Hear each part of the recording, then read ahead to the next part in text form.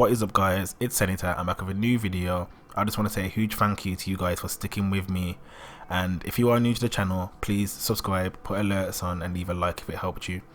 Now this video is actually more complicated than you think it is, and it's really hard for me to explain how to do this because I've been basically thinking for an hour of how to explain this. It's really complicated. So what you need first is a 6-man team, 2 of them using talk, including you, 2 using recon and 2 using crash. Make sure the 2 crash players are the best in the team. When I say that, I mean, you know, getting back red and back green, spawn trapping, because that's where you get the most kills, and you know, the most kills, faster charge, and you know, more crash health for you. Make sure they're using equipment charge as well, because obviously you want more health. Make sure you'll talk and put equipment charge on too. The reason why I say this is because a lot of people have EMP grenades or FMJ2 and they will always try to shoot your crap down, so make sure that you're charging your specialist faster so that you don't have people walking into your top red and killing you from behind or whatever. You want to put the barricade in the doorway of top red, facing a bit to the left but as close to the doorway as possible.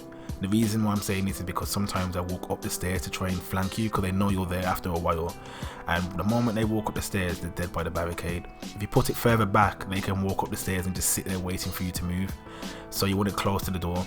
Another reason why I have it close to the door is because sometimes they'll throw an EMP grenade and the barricade still stays there, but because it's so close to the door they can't actually mantle over the barricade. They whack their head off the wall and they don't get to climb over. It's awkward. So that's why I usually have it really close.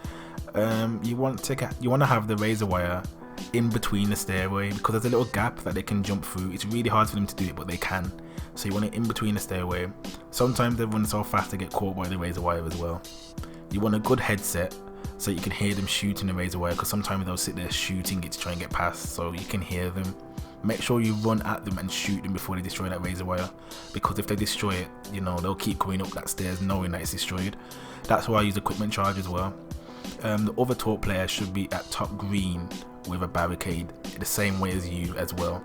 The reason why I say this is because sometimes they'll literally climb up to top green to try and shoot you through top red through the window.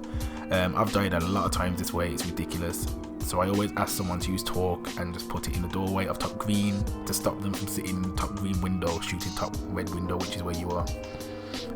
Another thing I can say is use a gun that's got no recoil, because sometimes they spawn in awkward situations where it's just their head that you can see and you don't want to miss a single bullet because they know where you are. Literally, they've been trying to kill you all match and they know where to shoot, and they will shoot the window. Even if you're not there, they'll keep spraying until you're dead because it's one shot. And sometimes I have Titan FMJ2s, which is why crash equipment charge is key for this as well.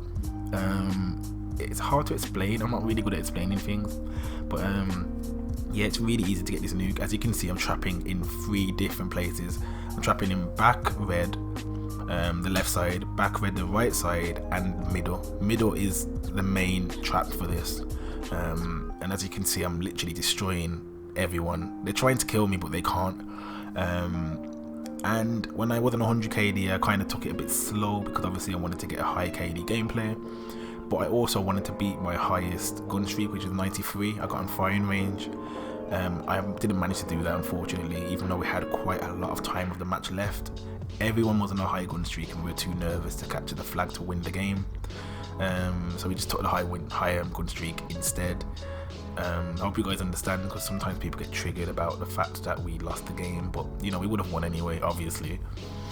But yeah, this method is quite easy. You can do this on Summit as well. If you guys want to know my Summit method, it's all over my YouTube. Just look for it, you'll find it. And I hope you guys got like some tips from the video, and I hope you guys get your first nuke from this because it's really easy. I do this solo all the time as well. It's just more awkward solo because sometimes teammates don't pick crash, or sometimes teammates don't use recon, or sometimes teammates just don't trap enough. If you do play solo, I recommend using the strike team because that counts as a 6-man for me. I do recommend using a strike team and even a sentry gun to put it in the back of green so that they spawn on you a bit more harshly if you're a good player anyway. So yeah, I hope I explained that properly because I'm not really good at explaining things. If you guys got the gist of what I said, thank you. And I'll see you guys next video. Peace.